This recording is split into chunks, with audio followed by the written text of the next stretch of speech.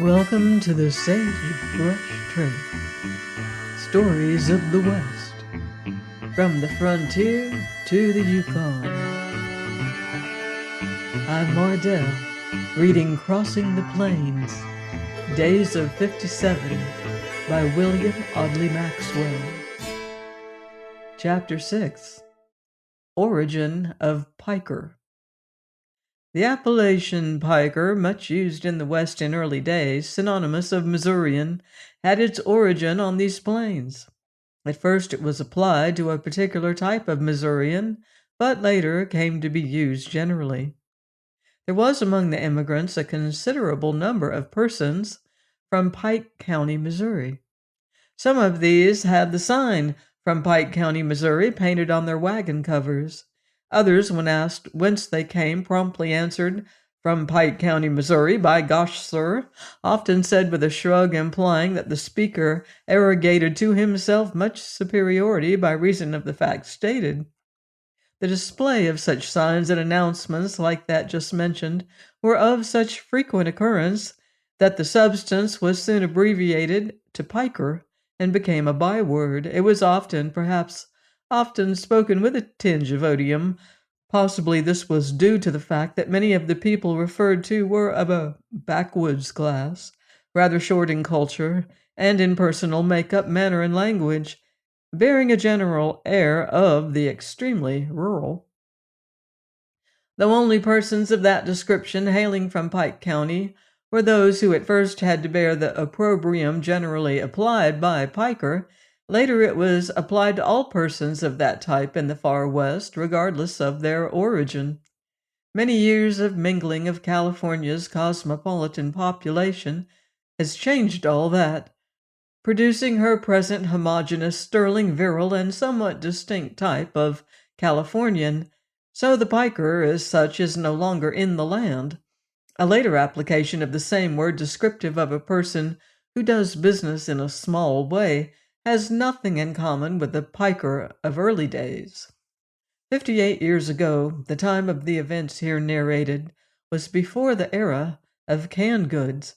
Nearly all the foodstuffs carried by the immigrants were in crude form and bulky, but substantial, pure, and such as would keep in any climate. During the first few weeks of the trip, we milked some of the cows and also made butter, the churning operation being effected mainly by the motion of the wagons in the regular course. That this did not last long was due to the reduction of milk supply. After a time, there was not sufficient even for use in the coffee or for making gravy, that convenient substitute for butter. Such delicacies as may now be found in first-class canned meats, vegetables, and milk would have filled an often felt want. The occasional supply that we had en route of fresh meat and fish were obtained largely by chance, we having no knowledge of localities where hunting and fishing were likely to be successful, and it being deemed unsafe for members of the party to wander far or remain long away from the train. It seems regrettable that the invention of hermetically sealed and easily portable foods and the inducement to cross the plains to California did not occur in reverse sequence. Neither had the Kodak arrived. Had it been with us then, this narrative might be illustrated with snapshots of camp scenes, characteristic roadside views, and incidents of travel generally, which would do more for realism than can any word picture. We often see specimens of artists' work purporting to represent a 49er immigrant train on the overland journey, some of them very clever. But seldom are they at all realistic to the man who was there. The man with a camera could have perpetuated, for example, the striking scene presented to us one day of a party consisting of 2 men and their wives, with 2 or 3 children, sitting on a rocky hillside, woefully scanning their team of done-out oxen and 1 wagon with a broken axle, no means at hand for recuperation and repair. In the scorching sun of a July day they waited, utterly helpless, hopeless, forlorn, confused, and 1,000 miles from anywhere. Such a grouping would not have made a cheerful picture, but it would have assisted immensely in recording a historical fact. But no immigrant ever found another in distress and passed on by the other side. We were early risers, and the camp was each morning a scene of life with the rising of the sun. By sunset, all were sufficiently fatigued to wish for making camp again. Therefore, from the morning start till the evening stop was usually about 12 hours, with variations from time to time, according to necessity or exceptional conditions. Breaking camp in the morning became routine and proceeded like clockwork. Each patient ox voluntarily drew near and stood waiting to be yoked with his fellow and chained to his daily task. So well did each know his place by the side of his mate that the driver had only to place one end of the yoke on the neck of the off ox, known for example as Bright, and hold the other end toward the nigh ox, saying, "Come under here, Buck," and the obedient fellow placed himself in position. Then the bows were placed and keyed, and Bright and Buck were hitched for duty. It required but a few minutes to put 3 or 4 yoke of oxen under working order. As the result of much repetition, the packing of the camp articles onto the wagons was done dexterously and quickly. Each box, roll, and bundle had a designated place, all being arranged usually to facilitate sitting or reclining positions for those who rode in the schooners, that they might be as comfortable as possible and read, sleep, or, as the women often did, sew and knit, or play games. During some parts of the trip, such means of whiling away the hours was very desirable, if not a necessity. If there ever was a time or condition in which it could be pardonable to kill time, these circumstances were there during many long days. The bivouac was always a scene of bustle and orderly disorder, especially if the camp site was a good one. Wood, water, and grass being the desiderata, obedient to habit, every person and animal dropped into place and action. With the wagons drawn to position for the night's sojourn, teams were quickly unhitched, the yokes, chains, harness, and saddles falling to the ground where the animals stood. Relieved of their trappings, the oxen, horses, and mules returned to pasture, plentiful or scant. Cooking utensils came rattling from boxes. Rolls of bedding tumbled out and were spread on the smoothest spots of sand or grass. Eager hands gathered such fuel as was available, and the campfire blazed. Buckets of water were brought from the spring or stream, and in an incredibly short time the scene of animation had wrought full preparation for the night, while the odor of steaming coffee and frying bacon rendered the astonished air redolent of appetizing cookery. Some families used a folding table on which to serve meals, but more spread an oilcloth on the ground and gathered around that. Or individuals, taking a plate and a portion, sat on a wagon tongue or a convenient stone. Camp stools and split-bottom chairs were among the luxuries that some carried in limited numbers, but these were not useful, especially as seats while partaking of a meal spread on the ground. Appetites were seldom at fault, and the meals, though plain and of little variety, were never slighted. It is hardly necessary to add that bacon and coffee were easy staples. Bread was mainly in the form of quick-fire biscuits, baked in a skillet or similar utensil, or the ever-ready and always welcome flapjack, sometimes supplemented with soda crackers as a delicacy. Nearly all the nights were pleasant. Mild temperature, very little dew. This gave much relief, the daytime heat being generally irksome and often distressingly hot. Many of the men came to prefer sleeping wholly in the open, with the heavens unobscured, while requiring no more than a pair of blankets and a small pillow. Early evening was devoted to social gatherings. If the night was pleasant, groups would assemble for conversation, singing, and storytelling, varied with dancing by the young people of some companies. The more religious sang hymns and read the Bible sometimes, in lieu of attendance at any church service.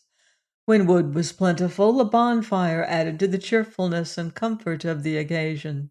Often neighboring trains camped quite near, when much enjoyment was found in visits by the members of one company among those of another. In such ways many agreeable acquaintances were met, and even lasting friendships formed, some of which have endured throughout the nearly 60 years since past. But we were not always favored with clear and pleasant weather. No one who was there can have forgotten one night at the Platte River when we had a most dismal experience. Rain began falling in the afternoon, and for that reason we made camp early. The tents were set up on a bit of flat ground near the river bank. There were some large trees, but little dry wood available for fuel for the campfire except on an island which was separated from us by a branch of the river about 20 yards wide and a foot deep. Some of us waded over, getting our clothes soaked. Others crossed on horseback and carried back from the island enough wood to make a fire. But time after time the fire was quenched by the rain, which now was falling in torrents, so we had much difficulty in preparing our supper. The people huddled into the tents and wagons, half hungry, more than half wet, and uncomfortable altogether. With the exception of one or two cots, the bedding was spread on the ground in the tents, and all turned in, but not for long. Someone said, "Water's running under my bed." Then another and another made the same complaint. Soon we learned the deplorable fact that the large tent had been pitched in a basin-like place, and that the water, as the rain increased, was coming in from all sides, and the volume growing rapidly greater. We succeeded then in lighting one lantern, when the water was found to be something like 2 inches deep over nearly all parts of the large tent's floor. The beds were taken up and placed in soaked heaps on camp stools and boxes, and the rain continued pouring in steady, relentless disregard of our misery. Except where lighted by the single lantern, the darkness was, of course, absolute. Relief was impossible. There appearing to be nothing else to do, everybody abandoned the tents and huddled in the wagons. The lantern was blown out, and there was little sleep, while we waited and wished for daylight. Some of the days were warm and some hot. Some were very hot. Discomforts were common, and yet not much was said, and apparently little thought of them. Having become inured to the conditions as we found them, from time to time, discomforts, such as under other circumstances would have been considered intolerable, were passed without comment. There were times and situations in which hardships were unavoidable, some of them almost unendurable, but these, having been anticipated, were perhaps less poignant in the enduring than in the expectation. Let us for a moment raise the curtain of more than half a century, while we look back on one of those ox-drawn trains of prairie schooners, as it appeared to an observer on the ground at the time, about the middle of August and beyond the middle of the journey. Permit the imagination to place the scene alongside that of the present-day modes of traversing the same territory, when the distance is covered in a less number of days than it required months then. Perhaps such a comparison may help to form some faint conception of what the overland pioneers did, and what they felt, and saw, and were. There they are as we see them on a long stretch of sagebrush plateau. The surface of the plain is only sand and gravel, as far as the eye can reach. The atmosphere is hazy, with dust and vibrating waves of heat arising from the ground. Far away to the northwest is the outline of some mountains, just visible in the dim distance. In the opposite direction whence we have come, there is nothing above the ground but hot space and dust. Not a living thing in sight, but ourselves and ours. The animals appear fatigued, jaded. The people appear, well, as to physical condition, like the animals. Generally, all look alike. Yet the people seem hopeful. And why hopeful? The inherent and indomitable trait of the race, which makes it possible for humanity to look over and past present difficulties, however great, and see some good beyond.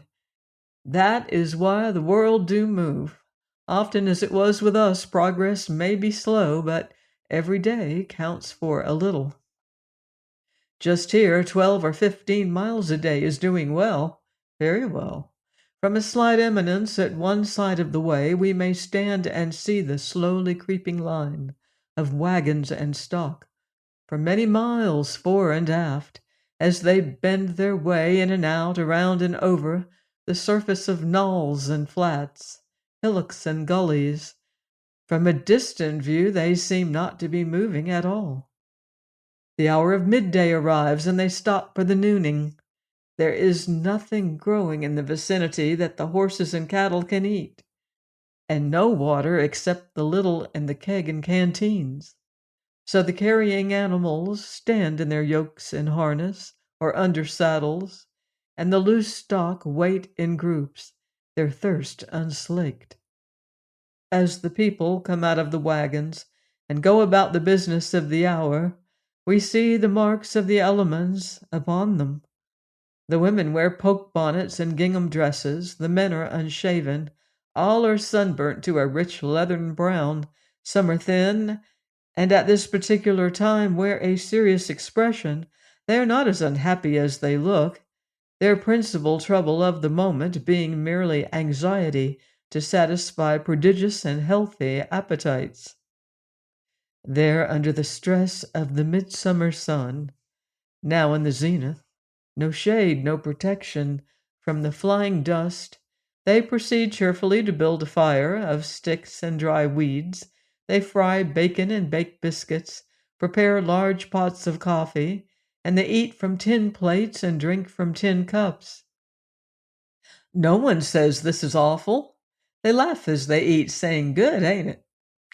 This is not a cheerful view altogether of the retrospective, but a sketch true to life, as life was there. It was not all like that. A good deal of it was. Some will say that these overland travelers were overzealous, even foolhardy. One of the earliest pioneers, Mr. Daniel B. Miller, who reached Oregon by the Plains route in 1852, wrote later to relatives in Illinois, "I would not bring a family across for all that is contained in Oregon and California." Himself single, he had come with a train composed almost wholly of men, but learned incidentally what risks there were in escorting women and children through the wilds. But the enduring of all this toil, exposure, and hardship had for its inspiration the buoyant hope of something good just beyond, something that was believed to be worthy of the privation and effort it was costing. The ardor of that hope was too intense to be discouraged by anything that human strength could overcome. The memories of those strenuous experiences are held as all but sacred, and you never meet one of these early overland emigrants who does not like to sit by your fireside and tell you about it. He forgets for the moment how hard it was, and dwells upon it, telling it over and over again with the same pride and sense of noble achievement that the old soldier feels when recounting the battles and the camp life and the hard marches of the war when he was young away back in the 60s. Once crossing this country by present-day conveyances and richly appointed railroad trains, with all the comforts obtainable in modern sleeping, dining, and parlor cars, can hardly be expected to conceive what it was to cover the same course under the conditions described, when there was not even a poor wagon road, and the utmost speed did not equal in a day the distance traveled in half an hour by the present mode. Any person who rides in a cumbrous and heavily laden wagon behind a team whose pace never exceeds a slow walk over dusty ground in hot weather will, before one day is past, feel that endurance requires utmost fortitude. Consider what patience must be his if the journey continues for 4, 5, or 6 long months. It is worthy of mention that there was no dissension among our people, nor even unpleasantness during the entire trip, nor did we observe any among others. We were fortunate in having no grouches among us. Harmony, cheerfulness, a disposition to be jolly, even to the degree of hilarity, was the prevailing spirit. That, too, under circumstances often so trying that they might have thrown a sensitive disposition out of balance. All this in the wilds of an unorganized territory, where there was no law to govern, other than the character and natural bent of individuals. Such a lack of established authority we had thought might lead to recklessness or aggressive conduct. But it did not. Present residents in the fields and valleys, and the prosperous towns along much of the line of travel described, will find it difficult to reconcile the accounts here given with conditions as they see them now. Leagues of territory now bearing a network of railroads and splendid highways which carry rich harvests from the well-tilled farms and connect numerous cities was thought of ordinarily by the emigrants in early days only as it appeared to them, and then was the stamping ground of savage tribes and the home of wild beasts, untouched by the transforming hand of civilization. To the keen observer, however, it was evident that we were passing through a great deal of fine country. On the other hand, it cannot be denied that part of that journey was through lands naturally barren, some desert wastes, much of which is still unreclaimed, some unreclaimable. Join me next time for more Western adventure in Crossing the Plains Days of 57 by William Audley Maxwell, here on the Sagebrush Trail.